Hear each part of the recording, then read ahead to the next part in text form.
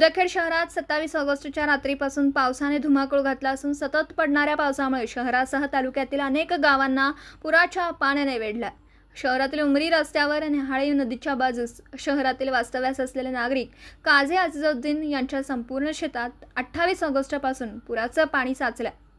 शेतातील सोयाबीन पिकाचे अतोनात नुकसान झालं असून त्यांनी एक व्हिडिओ चित्रफित बनवत आपल्या शेतातील पुराच्या पाण्यामुळे झालेल्या नुकसानीचा सादरीकरण करत शेतातील कुक्कुटपालनातील कोंबड्यांची दुरावस्था झाली। आपल्या कुटुंबाचा उदरनिर्वाहाचा गाडा संपूर्ण शेतीवर आधारित असून हातातून पीक वाया गेल्याने आपलं मत मांडत शासनाकडे झालेल्या पिकाचे आर्थिक नुकसान पंचनामे करून तात्काळ देण्यात यावे अशी मागणी केली। तालुका मुदखेड, जिल्हा नांदेडहून प्रतिनिधी अतिक अहमद।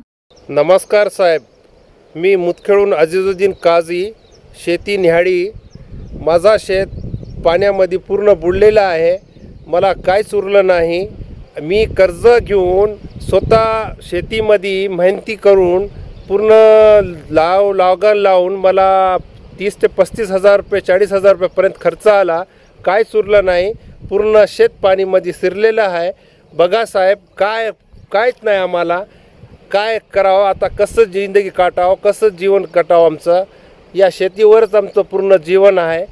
कशी मजुरी काढावं, कसं करावं। बघा, हे फार्ममध्ये कोंबड्या हात काय खर्चा पाणी या म्हणून त्याच्याला काय केलो मी, ते पाणीमध्ये शिरलं शेडमध्ये, काहीच नाही। बघा साहेब, हे बघा साहेब, काहीतरी मदत सरकार आम्हाला करावे। हे बघा साहेब, काहीच नाही।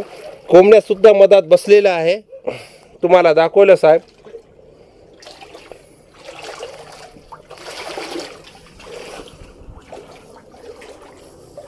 बघा साहेब, हे बघा कसं झालेलं आहे, पाणी इतकं शिरलेलं आहे मधात, याच्या वरी होता पाणी।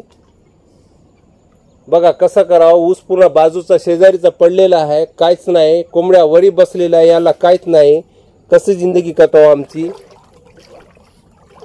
आमची इतकीच विनंती आहे, आम्हाला काहीतरी सरकार मदत करावे, आम्हाला सहाय्य करावे। धन्यवाद। दिवसभरातील घडामोडींचा आढावा घेण्यासाठी पाहत रहा N24 मराठी न्यूज चॅनल।